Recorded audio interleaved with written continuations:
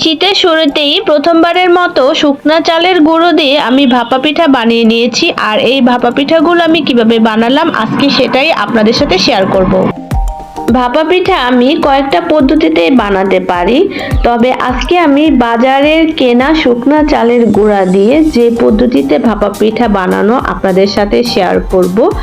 এই পদ্ধতিতে আমার কাছে ভাপা পিঠা বানানো সবচাইতে বেশি সুবিধাজনক মনে হয়, কারণ এই পদ্ধতিতে হচ্ছে একসাথে অনেকগুলো পিঠা বানানো যায়। আমি প্রথমে চালের গুঁড়োর মধ্যে লবণ দিয়ে ভালো করে হাত দিয়ে মিক্স করে নিচ্ছি। আমি এখানে দুধ জাল করে নিয়েছি আর দুধগুলোকে কুসুম গরম রেখেছি। আমি এখন চালের গুঁড়োতে অল্প অল্প দুধ দিয়ে চালের গুঁড়োগুলো ভালো করে মেখে নিচ্ছি। অল্প অল্প দুধ দিয়ে চালের গুঁড়োগুলো হাত দিয়ে ভালো করে মেখে নিয়ে যখন এভাবে মুঠো করা যাবে এবং চাপ দিলে ভেঙে ঝুরঝুরো হয়ে যাবে, তাহলে মনে করবেন যে মাখাটা পারফেক্ট হয়েছে। তারপর ছোট একটা পাত্রে আমি কিছুটা আটা মেখে নিয়েছি। রান্নার ভাতের হাঁড়ির অর্ধেকের পরিমাণ পানি দিয়ে আমি চুলার উপরে ফুটতে বসিয়ে দিয়েছি এবং তার উপরে এই শাঁস দিয়ে দিয়েছি, পিঠা শাঁস। আর শাঁসটা আমি ওই মাখা আটা দিয়ে একটু অ্যাটাচ করে দিচ্ছি, চারিদিক দিয়ে একটু আটাটা লাগিয়ে। এই শাঁসের মাধ্যমে একসাথে 3টা পিঠা বানানো যায়, তাই আমি 3 টুকরা কাপড় নিয়ে নিয়েছি। তো এরকম পাতলা 3 টুকরা কাপড় নিতে হবে।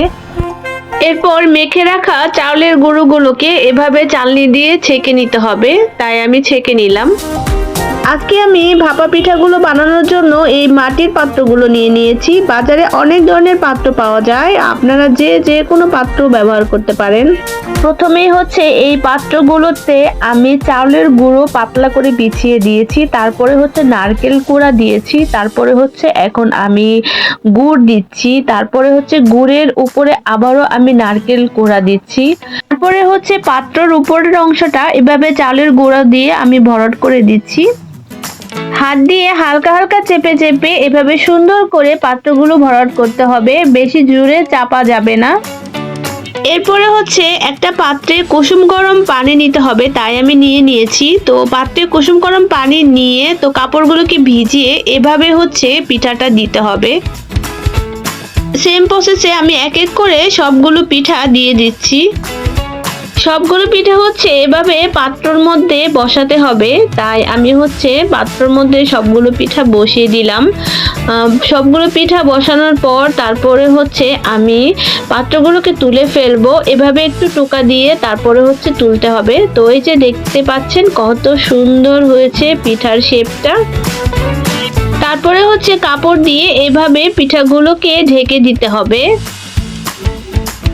পাত্রগুলো তুলে সেম প্রসেসে কাপড় দিয়ে আমি সবগুলো পিঠা সুন্দর করে ঢেকে দিয়েছি। তারপরে এই যে একটা ঢাকনা দিয়ে দিতে হবে, তো আমি ঢাকনা দিয়ে ঢেকে দিলাম। এখন আমি ফুল আঁচে পিঠাগুলোকে 10 থেকে 12 মিনিটের মতো ভাপিয়ে নিয়েছি। 10 থেকে 12 মিনিট পর আমার পিঠাগুলো হয়ে গেছে, তাই আমি ঢাকনা খুলে পিঠাগুলোকে তুলে নিচ্ছি। পিঠাগুলোকে কাপড় সহ তুলে নিয়ে এভাবে কাপড় থেকে ছাড়িয়ে নিতে হবে। মাশাআল্লাহ, অনেক সুন্দর পিঠা হয়েছে। পিঠাগুলো দেখতে যেমন সুন্দর হয়েছিল, পিঠাগুলো কিন্তু খেতেও ভীষণ মজা হয়েছিল। এখান থেকে কিছু পিঠা আমি আমার ফুপুর বাসায় দিয়েছিলাম। আমার ফুপুতো বোন এবং ফুপুরা খেয়ে বলেছিল যে এত মজার পিঠা তুমি কিভাবে বানালে। সবগুলো পিঠা আমি এক এক করে তুলে নিলাম। তো সেম প্রসেসেই আমি বাকি পিঠাগুলো বানিয়ে নেব।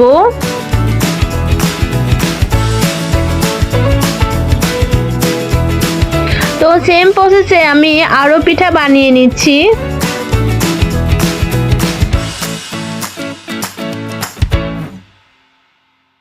যাদের বাসায় অনেক বেশি লোকজন আছে তারা কিন্তু এভাবেই পিঠা বানাতে পারো, কারণ একসাথে যেহেতু 3টা করে পিঠা বানানো যায়। তো আজকে তাহলে এ পর্যন্তই, সবাই ভালো থাকবে, আল্লাহ হাফেজ।